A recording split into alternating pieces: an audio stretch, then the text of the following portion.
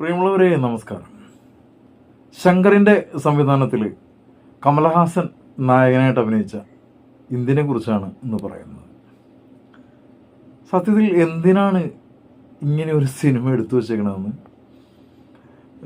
നമ്മൾ സ്വയം ചോദിച്ചു പോകും.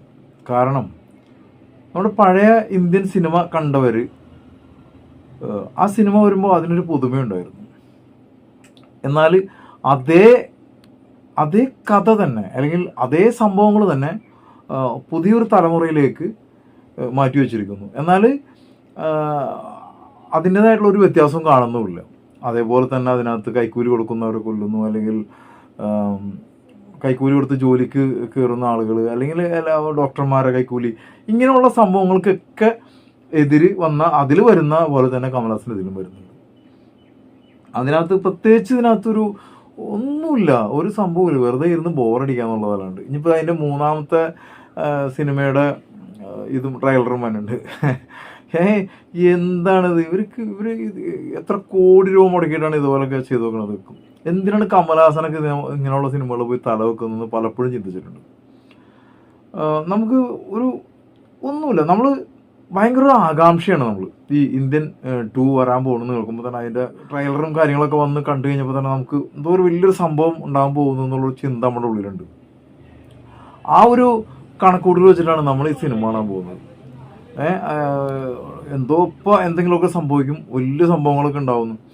സത്യം പറഞ്ഞ് എൻ്റെ അടുത്തിരുന്ന അവരൊക്കെ ഏതാണ്ടൊരു ഇൻ്റർവ്യൂ കഴിഞ്ഞപ്പോഴത്തേക്ക് എഴുന്നേറ്റ് പോയി. കാരണം ഇതിലൊന്നുമില്ല, ഇത് വെറും കുറച്ച് എന്തൊക്കെയോ കാണിച്ചു കൂട്ടുന്നുണ്ട്. ഒരു സിനിമ എന്ന് പറയാനായിട്ടൊന്നുമില്ല. ആ സംഭവങ്ങൾ തന്നെ കഴിഞ്ഞ പടത്തിലെ അതേ കാര്യങ്ങൾ തന്നെ ഇതിനകത്ത് ഒന്നും കൂടി പുതുമയായിട്ട് കാണിച്ചിരിക്കുന്നു. ആ ഇന്ത്യൻ കാണാത്ത ആളുകൾക്ക് ഇത് ഭയങ്കര ത്രില്ലായിരിക്കും.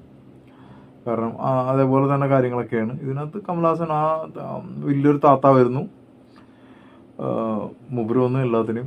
അതേപോലെ തന്നെ ഇതിനകത്ത് നായകനായിട്ട് അഭിനയിക്കുന്ന ആ പയ്യൻ വരും പറയാനുണ്ട് ഇടയ്ക്ക്. ഇനി ഇതിനൊക്കെ തകർക്കാനായിട്ട് ഒരാൾ വരും, പണ്ട് ജീവിച്ചിരുന്ന ആൾ ഒരിക്കൽ കൂടി വരണം എന്നൊക്കെ പറഞ്ഞിട്ട്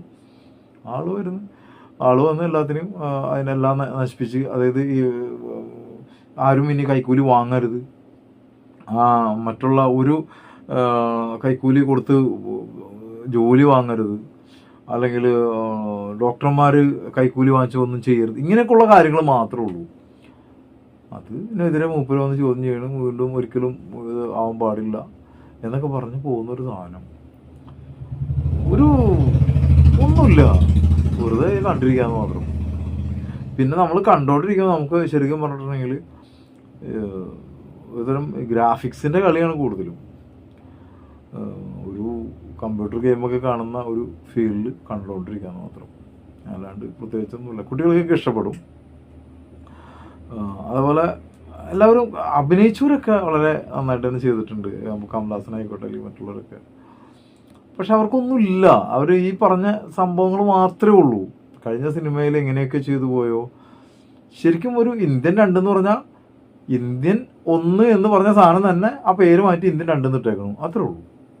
വേറെ പ്രത്യേകിച്ച് ഒന്നുമില്ല സിനിമയിൽ.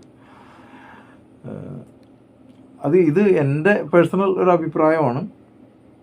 എനിക്ക് സിനിമ കണ്ടപ്പോൾ തോന്നിയ ഒരു അഭിപ്രായമാണ് ഞാൻ പങ്കുവെക്കുന്നത്. നിങ്ങളുടെ അഭിപ്രായം ചിലപ്പോൾ നല്ല ഒരു മൂവിയായിട്ട് തോന്നാം. കാരണം നമ്മുടെ അഭിപ്രായം കൊണ്ടുകൊണ്ട് നിങ്ങൾ സിനിമ കാണാൻ പോകാതിരിക്കരുത്. നിങ്ങൾ പോയി സിനിമ കാണണം. എന്നിട്ട് നിങ്ങളുടെ അഭിപ്രായം കഴിയുമെങ്കിൽ എൻ്റെ ഈ വീഡിയോ നിങ്ങൾ കാണാനിടയായാൽ എൻ്റെ ഈ വീഡിയോക്ക് താഴെ പങ്കുവെക്കുക. നിങ്ങൾ ആദ്യമായിട്ടാണ് എൻ്റെ ചാനൽ കാണുന്നതെങ്കിൽ കഴിയുമെങ്കിൽ ഒന്ന് സബ്സ്ക്രൈബ് ചെയ്യുക, ബെല്ലൈക്കൺ ഇനാബിൾ ചെയ്യുക. അപ്പോൾ മറ്റൊരു സിനിമയുടെ വിശേഷങ്ങളുമായി കാണും വരേക്കും എല്ലാവർക്കും നന്ദി, നമസ്കാരം.